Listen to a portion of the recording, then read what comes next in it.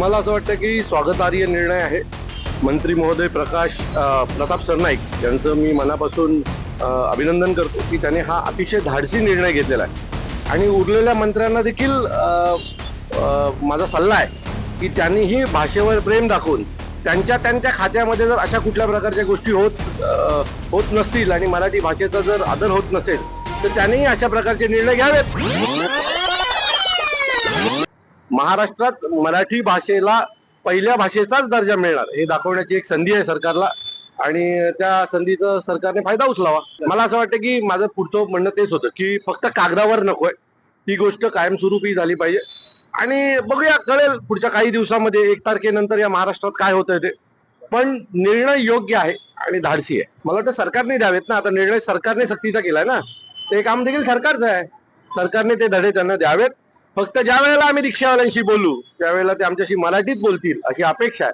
नाहीतर आमचा हात आणि त्यांचे गाल नेहमीच तयार असते. अहो, तो भिगारडा आहे. त्याला प्रत्येक गोष्टीत धर्म भाषा याच्याच दृष्टिकोनातनं तो त्याचं राजकारण करत असतो. त्याला अतिशय जास्त महत्व देण्याच्या याचा तो माणूस नाहीये. आता मला असं वाटतंय की जो महाराष्ट्रात राहतो त्याला मराठी यायलाच पाहिजे. आम्ही अनेक लोकांचं ऐकतो जे वर्षोनवर्ष महाराष्ट्रात राहतात आणि उत्तम मराठी बोलतात. आम्ही त्यांचं स्वागतच करतो. पण अब्बू आजमे सारखे काही फालतू लोक असतात जे जिथे खातात तिथेच त्या बाकीच्या गोष्टी देखील करतात. ज्या राज्याने तुम्हाला एवढं सगळं दिलं, आमदार केलं, काही कोटींचा मालक केला, त्या राज्याच्या भाषेचा जर आदर तुमच्याने होत नसेल ना, तर अशा फालतू अब्बू आजमीला का आम्ही उत्तर द्यायची. महत्वाचा विषय आहे. नाशिकमध्ये घडलेली घटना ही अतिशय दुर्भाग्यपूर्ण आहे. आजपासून ठाणे जिल्ह्यातल्या विविध कार्यालयांत जिथे जिथे मोठे मोठे ऑफिसेस आहेत तिथे आमचे महाराष्ट्र सैनिक पत्र देणार आहेत आणि तिथल्या महिला सुरक्षतेच्या बाबतीमध्ये योग्य तो निर्णय तिथल्या ऑफिसेसने घ्यावा. आम्ही सीपी साहेबांची देखील येत्या 2 दिवसात भेट घेणार आहोत आणि आपली महिला रणरागिणी नावाची एक टीम तयार करून ज्या ज्या ऑफिसमध्ये महिला आहेत त्यांच्याशी गप्पा मारल्या पाहिजेत, त्यांच्याशी बोललं पाहिजे. त्यांच्या बाबतीतही असं काय घडतंय का याच्याकडे लक्ष देण्यात दिलं गेलं पाहिजे. एक चांगला निर्णय हा महाराष्ट्राच्या समोर येईल आणि महिला सुरक्षता अजून घट्ट आणि मजबूत होईल. कारण तुम्ही महिलांना लोकसभेत जागा वाढवून होणार नाही. त्या महिलेच्या मनात काय, तिच्यावर काय बितली जाते याच्याकडे पण पाहणं गरजेचं आहे. परत सांगतो, अशा माणसाला कुठल्याही प्रकारच्या कोर्टामध्ये केस चालवू नका. याला भर चौकात त्या 180 जणींना मिळून बोलवून फाशी द्यायला लावा. तो मला असं वाटतं की अशासाठी कायदा नसला पाहिजे ना. साहेब नेहमी सांगतात याच्यासाठी जिहादी कायदा असला पाहिजे. ज्याला जिथे भेटेल तिथे त्या चौकात त्याला उभं केलं पाहिजे आणि त्या 180 महिलांकडून त्याला फाशी द्यायला लावली पाहिजे. मला असं वाटतं तो त्यांच्या पक्षाचा प्रश्न आहे. त्याच्या बाबतीत त्यांच्या पक्षाचे नेते उत्तम बोलू शकतात. नक्की भारताबद्दल आदर आहे आम्हाला, महिला सुरक्षित आहेत. पण काही असे समाजकंटक देखील या समाजात फिरत असतात. त्यांचा जर योग्य वेळा बंदोबस्त केला गेला तर अजून भारत मजबूत होईल महिलांच्या बाबतीमध्ये.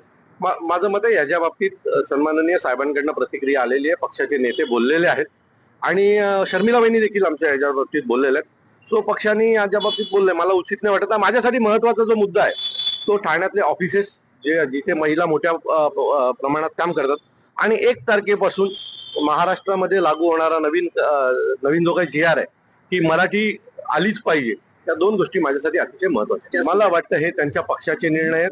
त्यांचा पक्ष त्यांच्या बाबतीत निर्णय घेईल. आमच्या पक्षाचे निर्णय सन्माननीय राजसाहेब घेतात. त्यांच्या पक्षाचे निर्णय त्यांच्या पक्षात काय करायचं त्यांना ठरवू द्या ना. आम्ही काय त्याच्यावर बोललं पाहिजे. आमच्या पक्षात काय व्हावं याच्या बाबतीत आम्ही आमच्या साहेबांना सांगू. मी परत सांगतो, त्यांच्या पक्षात कोण राहिलं तर मग 9 खासदार कुठला आले. मोदींची हवा होती ना, तरी 9 खासदार आले, 20 आमदार आले, मुंबईमध्ये 70च्या जवळपास नगरसेवक आले. असं म्हणू नका एकेकाळी तुमच्याकडे पण काय नव्हते. तर मला असं वाटतं की कोणाकडे काय आहे ते वेळ ठरवेल. आता गरज आहे महाराष्ट्राला आवश्यक असलेल्या प्रश्नांवर चर्चा होण्याची.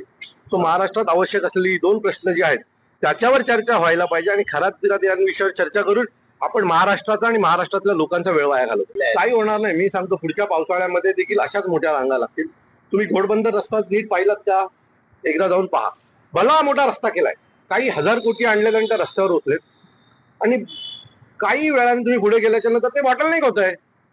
तुम्ही बॉटलनेकच नाही काढलात तर ते रस्ते मोठे करून उपयोग काय? आज त्या रस्त्यावर मोठे मोठे ट्रक येऊन थांबतात. म्हणजे 2-2 हजार टनचे ट्रक येतात आणि त्यावर उभे राहतात. उद्या ते कॉन्क्रीट रस्ता तेवढं झेलणार आहे का? तिथे दिवसभर ते ट्रक त्या रस्त्यांवर उभे असतात.